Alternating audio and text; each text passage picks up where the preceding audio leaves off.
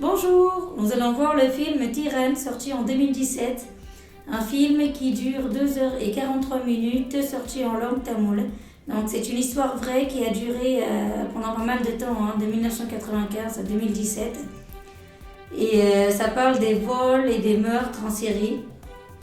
Et c'est un agent policier qui va mener l'enquête. Et bon, l'histoire il va être conclue, mais je vous rappelle que c'est encore une histoire vraie.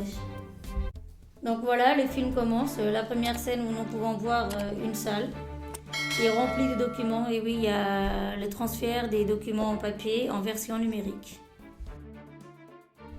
Donc dans cette procédure, il décide de garder les petites plaintes, les petites crimes de moins de 3 ans et les grandes enquêtes non conclues de moins de 8 ans.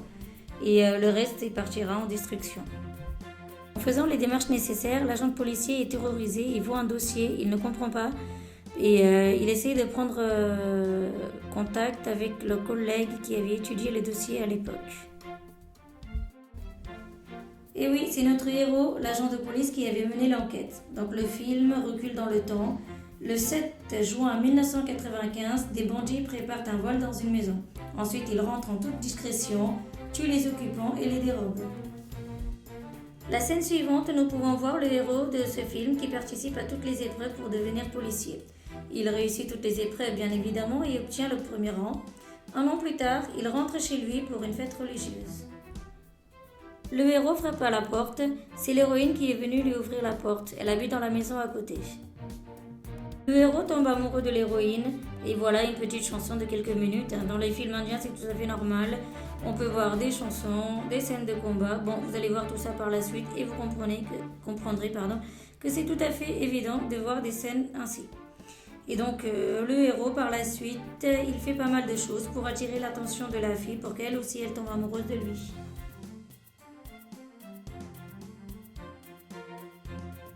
Fini les repos. Le héros doit repartir à son travail, il s'entraîne comment prendre les plaintes, comment mener les enquêtes, les différents postes qu'il peut avoir. Et par la suite, il va finir les entraînements et devient adjoint de la police. Avec son intelligence, il va résoudre pas mal d'enquêtes compliquées qui n'ont pas été résolues auparavant. Ainsi passe la vie de notre héros en tant qu'agent de police. Et par la suite, il décide de se marier. Les années passèrent et notre héros continue de travailler avec autant de sincérité. Il résout pas mal d'enquêtes qui n'ont pas été résolues auparavant. Et à cause de ça, il s'est fait pas mal muter. Évidemment, travailler avec autant d'honnêteté crée pas mal de jalousie. Ainsi, après sa dernière mutation, il y a un cambriolage dans l'arrondissement qui est sous sa responsabilité. Bon, il y en a d'autres aussi par la suite. Et les policiers décident de diffuser le message à la télévision. Et le peuple commence à paniquer. Le héros mène l'enquête dans plusieurs sens, mais l'enquête reste sans succès. L'État ne veut pas l'aider davantage non plus concernant ce dossier. Tant pis si l'État ne l'aide pas, mais le héros laisse pas cette affaire à la légère. Il essaye d'avoir plus d'informations grâce aux preuves qu'il a pu collecter. Il essaie aussi de retracer leur façon de cambrioler et ainsi avec sa recherche, il comprend que ces méthodes viennent des chasseurs.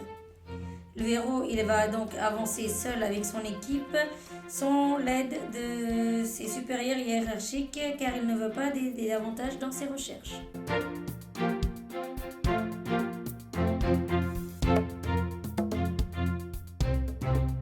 Tout de même, notre héros et son équipe lancent un avis de recherche dans toute l'Inde. Les interrogations durent plusieurs jours. Il comprend finalement que ces voleurs conduisent un poids lourd et sur le chemin de retour, ils en profitent pour voler. Les années passèrent et nous arrivons en 2005. Cette fois, les cambrioleurs font comme s'ils étaient des vendeurs de draps pour guetter les maisons qu'ils ont ciblées. Car après, le cambriolage devient plus facile puisqu'ils ont les informations nécessaires. Mais cette fois-ci, dommage pour eux car cette maison appartient à un politicien au pouvoir.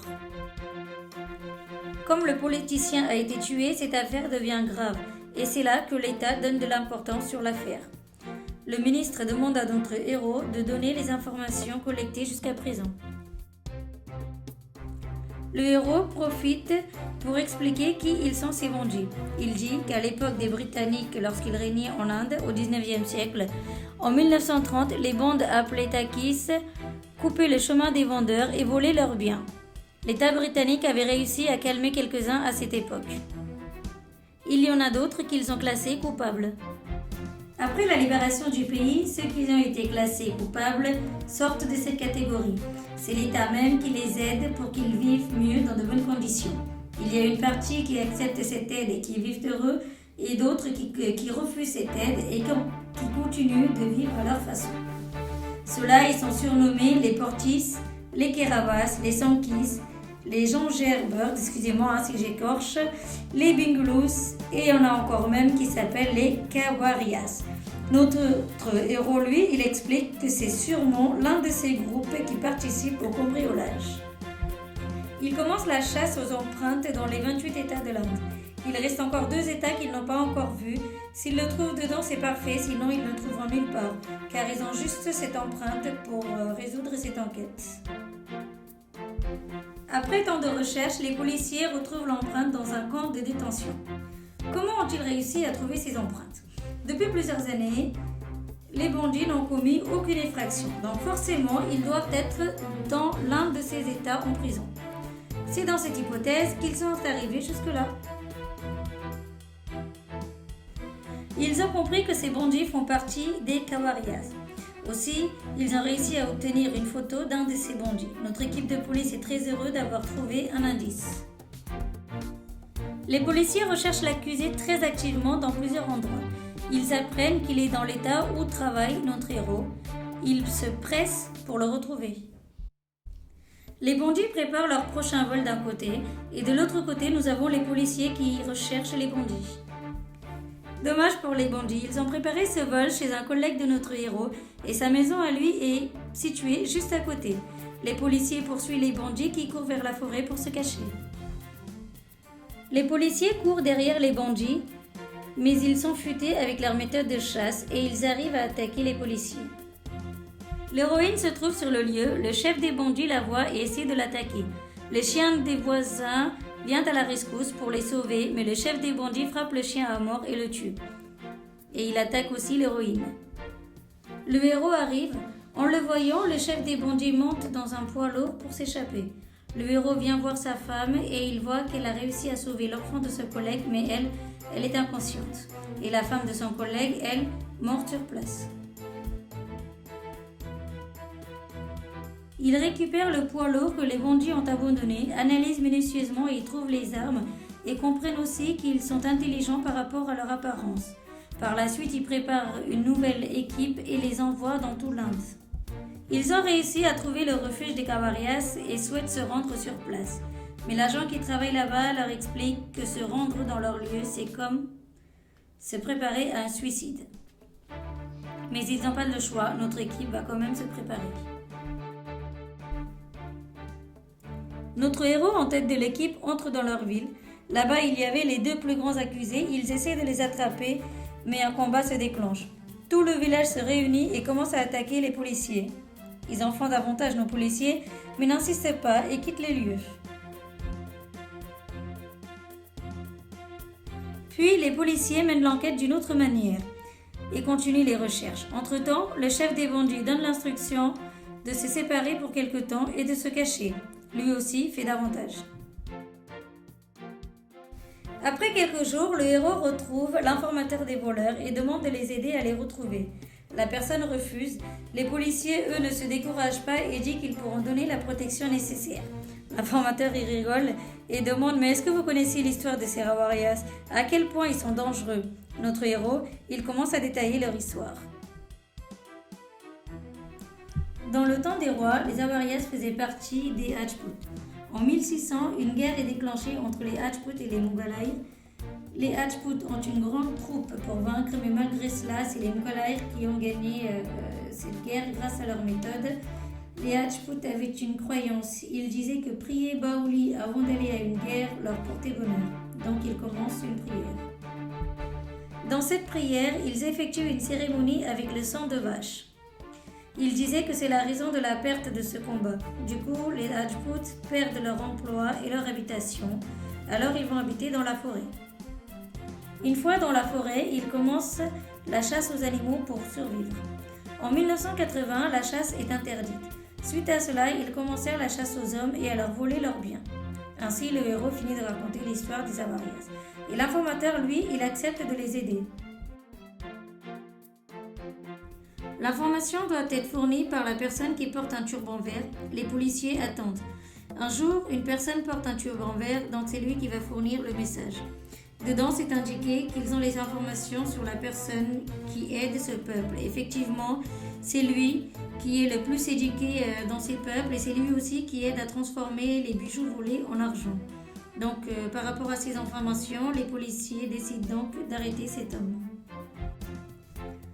Comme cette personne se rend régulièrement au marché pour récupérer ses sous, le héros décide d'arrêter cet homme avec l'aide de son équipe. Et ils réussissent à le bloquer dans leur camion. Ils commencent les interrogatoires, mais l'homme, comme on le sait bien sûr, nie les faits, répète sans arrêt qu'il est innocent. Les supérieurs hiérarchiques demandent à notre héros d'aller amiablement avec ses groupes et au même moment, le héros reçoit un message disant que le coupable qui s'est échappé pour une première fois est dans un bus actuellement. Donc notre héros il va se rendre sur place pour attraper ce coupable et le reste je vous raconte pas parce que la scène elle est waouh, regardez vous-même.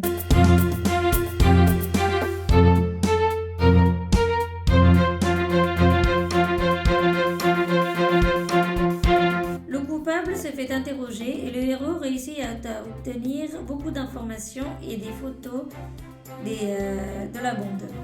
Grâce à ça, il se fait féliciter par les autres. Le héros reçoit l'autorisation aussi d'arrêter le reste de la bande. Il les arrête. Il y en a aussi qui se sont fait tuer lors de l'arrestation.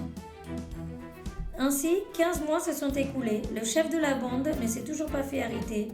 Et la femme de notre héros est toujours dans le coma. Et sa situation a encore empiré. Le chef de la bande décide de ne plus se cacher. Il envoie un message aux policiers précisant qu'il allait s'enfuir et donne l'heure du train qu'il allait prendre. Les policiers sont sur place dans le train. Les bandits montent sur le milieu du chemin du train et fait pareil pour descendre. L'équipe de policiers les poursuit. Le héros et son équipe poursuivent le chef et sa bande. Ces bandits s'échappent avec des chevaux tandis que l'équipe de notre héros est à pied. Ils sont fatigués et arrivent dans un village, boivent de l'eau. Les bandits observent tout ça de loin et attendent la tombée de nuit. Une fois la nuit tombée, les bandits se précipitent pour attaquer notre héros et son équipe. Pour cela, ces bandits utilisent la méthode des loups, c'est-à-dire que lorsqu'une personne court derrière un autre, celui-ci se fait attaquer par d'autres personnes encore qui sont cachées devant. Comme notre héros avait déjà pris connaissance par rapport aux différentes méthodes, il a très vite compris que cela venait de la méthode de chasse des loups. Notre héros est tellement futé qu'il arrive à vaincre ces bandits un par un. Le chef des bandits, lui, il prend la fuite avec un cheval et le héros, lui aussi, il va le poursuivre. Ensuite, suite à une petite bagarre, il réussit à l'attraper. Voilà, notre histoire va se terminer de cette façon. Voilà, l'histoire, comme je vous ai dit, elle se termine de cette façon, mais la seule chose qu'il faut retenir dans cette histoire, c'est que il y a quand même pas mal de policiers qui se sont fatigués pour retrouver ces bandits pendant 1 an et demi.